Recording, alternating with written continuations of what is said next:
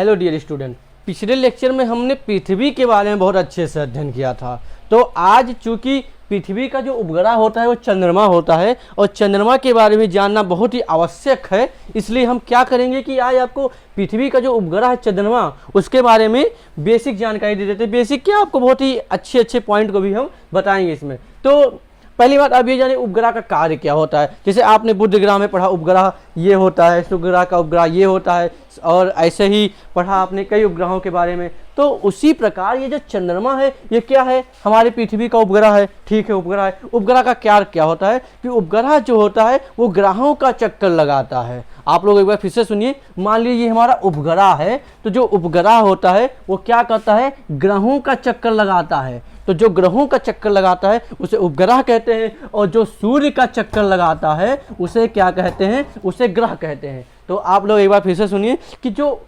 उपग्रह होता है वो क्या करता है, ग्रह के अंदर होता है, और जो ग्रह के अंदर होता है वो क्या करता है, ग्रह का चक्कर लगाता हो। आप लोग प्रैक्टिकल देखिए आकाश में, तो चंद्रमा ऐसे ऐसे चारों तरफ चल रहा होता है। तो वो क्या कर रहा होता है, वो एक उपग्रह है। तो वो क्या कर रहा है कि पृथ्वी का चक्कर लगा रहा है। तो आपको ये बात याद रखना है कि जो उपग्रह होता है वो क्या करता है, ग्रह का चक्कर लगाता है, कोई भी उपग्रह हो, और जो ग्रह होता है वो सूर्य का चक्कर लगाता है। ठीक है, तो चलिए सबसे पहले आपको ये बता देता हूँ कि ये जो चंद्रमा है इसकी सतह और आंतरिक सतह की जो स्थिति का अध्ययन जिस वैज्ञानिक ने किया था, जिस विज्ञान ने अध्ययन किया था इसके आंतरिक और बाहरी सतह का, उस विज्ञान को कहते हैं सेलेनोलॉजी।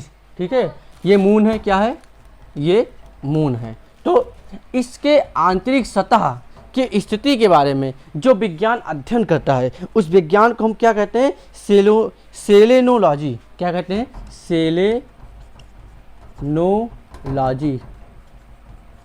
सेलेनोलॉजी। ठीक है, ये क्या है, ये एक सेलेनोलॉजी विज्ञान है। तो क्वेश्चन आता है कि जो चंद्रमा का अध्ययन करता है जो विज्ञान, उस विज्ञान का क्या नाम है, तो उस विज्ञान का क्या नाम है, सेलेनोलॉजी। तो चलिए इसको लिखते हैं। हमारा पहला पॉइंट है कि चंद्रमा का मतलब ये हमारा उपग्रह है। हम चंद्रमा कह रहे हैं लेकिन आप लोग इसे समझिए ये क्या है, उपग्रह है।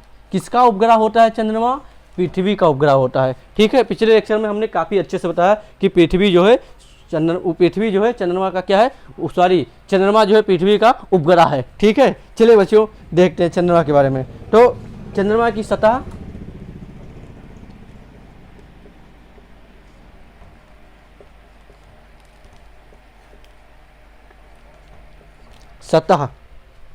चंद्रमा की सतह और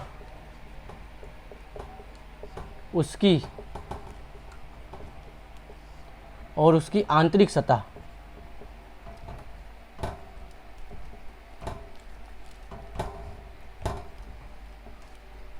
आंतरिक सतह नहीं, आंतरिक सतह की स्थिति। चलिए इसे लिख दो, आंतरिक सतह की स्थिति। आंतरिक सतह की स्थिति का अध्ययन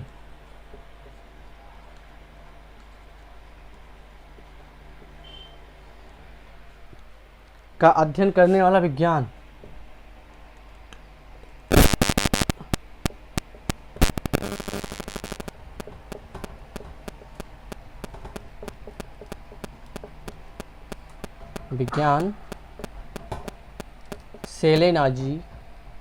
सेलेनोलॉजी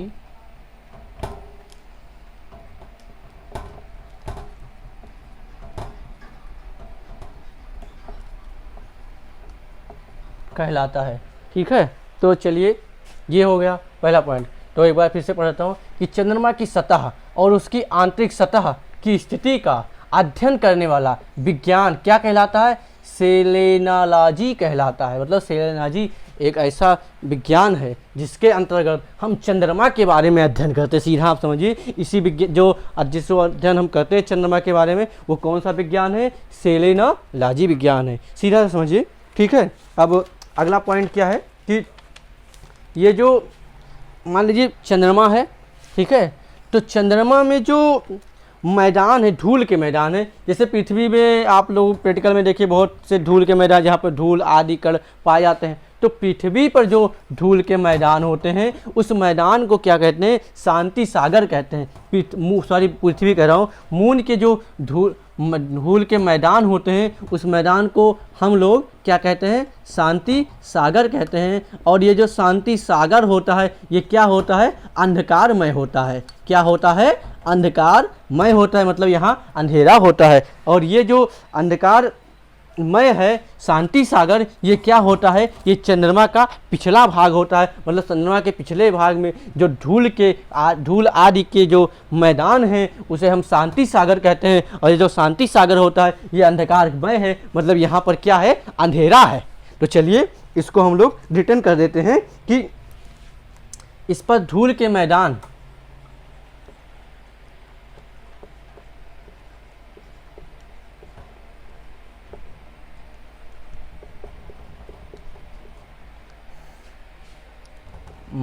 को शांति सागर कहते हैं।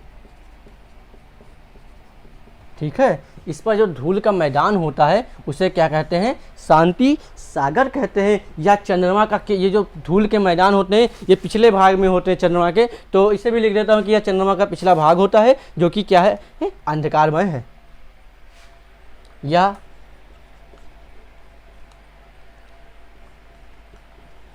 चंद्रमा का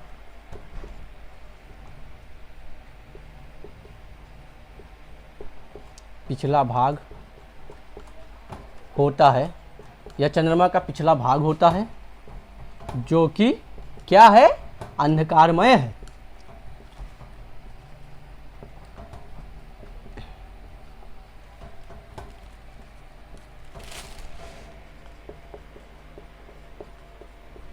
जो कि अंधकारमय है। चलिए अगला पॉइंट देखते हैं। अगला पॉइंट क्या है कि जैसे अभी हमने बताया कि जो उपग्रह हो, मतलब उपग्रह मान ले पृथ्वी है, पृथ्वी में बहुत सारे पर्वत होते हैं कि नहीं होते हैं, तो वैसे ही चंद्रमा में भी बहुत सारे पर्वत हैं, चंद्रमा पर भी पर्वत हैं। ठीक है, तो चंद्रमा पर जो पर्वत हैं उसमें जो सबसे ऊंचा पर्वत है, जैसे इस समय देखा जाए तो माउंट एवरेस्ट सबसे ऊंचा पर्वत है। ठीक है, तो उसी प्रकार चंद्रमा में जो सबसे ऊंचा पर्वत होता है, उच्चतम जो पर्वत है उसका नाम क्या है, उसका नाम है क्या है, लिब। चलिए लिख देता हूँ।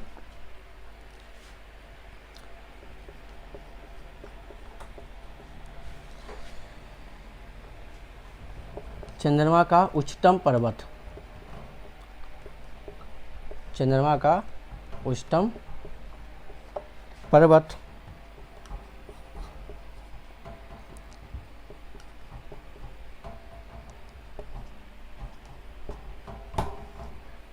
लिविनिटज पर्वत,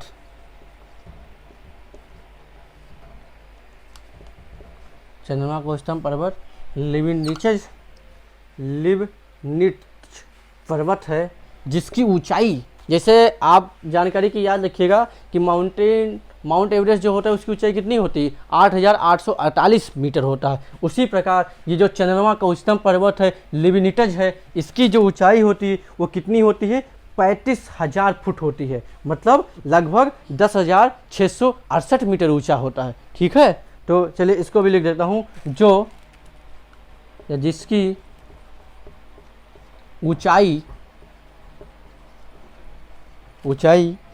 जिसकी ऊंचाई कितनी है, 35,000 फुट, और ब्रैकेट में याद रखिएगा क्या, 10,668 मीटर, जिसकी ऊंचाई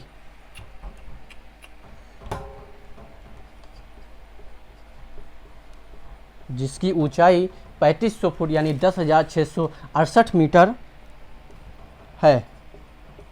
ठीक है, तो ये हो गया, यह चंद्रमा के दक्षिणी ध्रुव पर स्थित है। और एक और बात, ये जो पर्वत है चंद्रमा का जो सबसे उच्चतम पर्वत है लिविनिटज, ये जो कौने क्षेत्र में स्थित है, तो चंद्रमा के दक्षिण क्षेत्र में स्थित है। ठीक है, तो इसे भी लिख देता हूँ कि यह चंद्रमा के दक्षिण भाग में स्थित है। यह चंद्रमा के दक्षिण भाग में स्थित है। ठीक है, इसका स्क्रीनशॉट लीजिए जल्दी से। एक बार मैं फिर से समझा देता हूँ कि चंद्रमा का जो उच्चतम पर्वत है वो क्या है, लिविनिटज है पर्वत है। ठीक है, जिसकी ऊंचाई 3500 फुट है, यानी कि अगर मीटर में बात करें तो 10,668, और अगर मीटर में 10,668, और अगर फुट में बात करें तो 35,000 फुट है। यह चंद्रमा के दक्षिणी भाग में स्थित है। ठीक है, तो चलिए ये होगा, इसको जल्दी से आप लोग रिटर्न कीजिए। अब चूंकि हमने बताया कि जो उपग्रह होता है वो क्या करता है, ग्रहों का परिक्रमा करता है, और जो ग्रह होता है वो सूर्य का परिक्रमा करता है। तो चूंकि चंद्रमा ग्रह है और चंद्रमा उपग्रह है, और ये उपग्रह है किसका उपग्रह है, पृथ्वी का उपग्रह है, तो ये क्या करेगा, पृथ्वी का चक्कर लगाएगा। तो अब चंद्रमा को पृथ्वी का एक चक्कर लगाने में कितना समय लगता है, बताइए। चंद्रमा को पृथ्वी का एक परिक्रमा पूरा करने में कितना समय लगता है, तो उसे मैं आपको बता देता हूं कि जो चंद्रमा है, चंद्रमा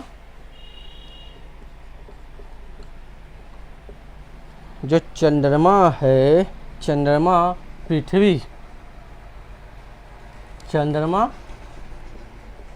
पृथ्वी की एक परिक्रमा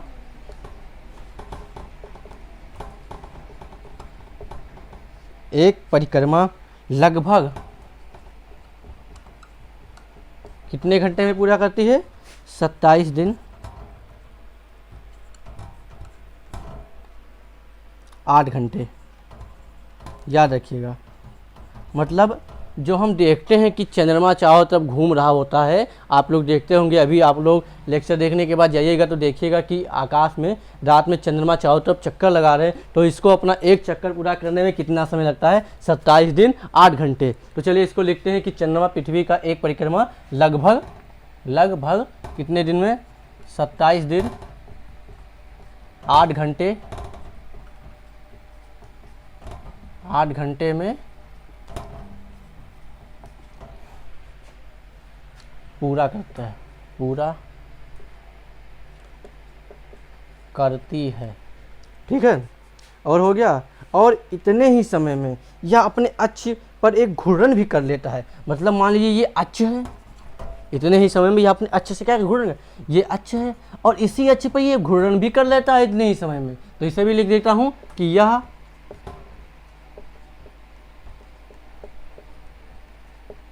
इतने ही समय में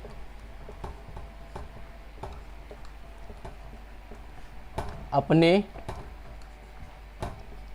अक्ष पर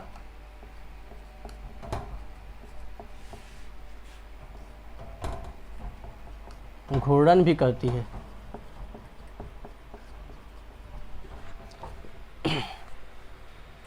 ठीक है, तो ये हो गया।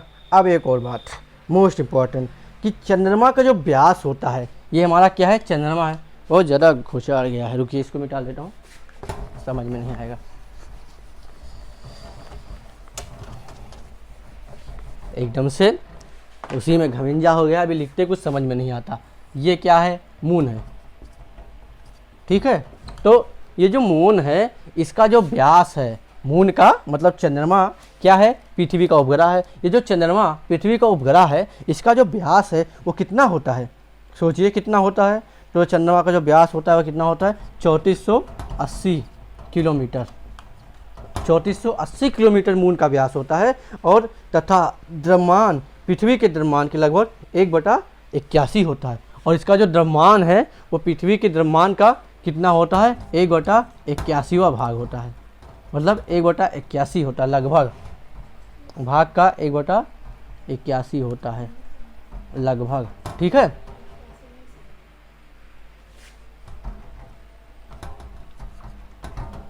ठीक है, तो पृथ्वी के द्रव्यमान का इतना इसका द्रव्यमान होता है, पृथ्वी के द्रव्यमान का लगभग 1/81 है। ठीक, तो लिख दें इसको, चलिए लिखते हैं। चंद्रमा का व्यास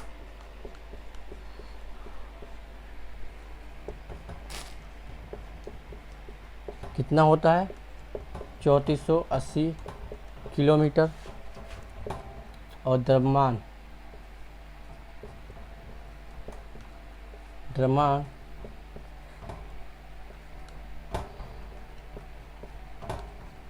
पृथ्वी के द्रव्यमान का 1/81 है। ठीक है, तो ये हो गया। और ये पृथ्वी के समान जो परिक्रमण पथ है वो दीर्घवृत्ताकार है। पृथ्वी भी जो अपना परिक्रमण करता है वो दीर्घवृत्ताकार करता है, और जो चंद्रमा होता है वो भी अपना परिक्रमण क्या करता है, दीर्घवृत्ताकार करता है। इसे याद रखिएगा, ये जो परिक्रमण करता है वो क्या करता है, दीर्घवृत्ताकार परिक्रमण करता है। ठीक है, चलिए ये हो गया। अब इसके बाद देखिए, ये जो नक्षत्र का समय दृष्टिकोण है, चंद्रमा का लगभग इतना दिन है, मतलब चंद्रमा में जो नक्षत्र का दृष्टिकोण है उसका समय कितना है, तो वो मैं बता देता हूँ कि वो क्या है, 27.5 दिन है। ठीक है, ये नक्षत्र का जो क्या कहते हैं कि जो दृष्टिकोण माना गया, नक्षत्र समय जो माना गया है वो 27.5 दिन माना गया है, मतलब 27 दिन और 7 घंटे 23 मिनट माना गया है। ठीक है, तो इस प्रकार आज चंद्रमा को हमने बहुत ही अच्छे से आपको पढ़ाया, और 2-3 पॉइंट बचा है जिसे मैं लिखवा देता हूँ। चलिए लिख लीजिए कि जो चंद्रमा है, ये लिख लीजिए कि ज्वार उठने के लिए चंद्रमा पर जो ज्वार उठता है, ज्वार उठने के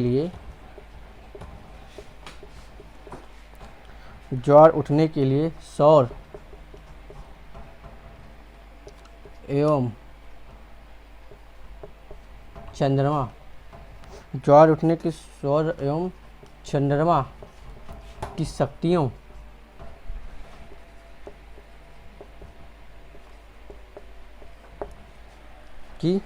शक्तियों का अनुपात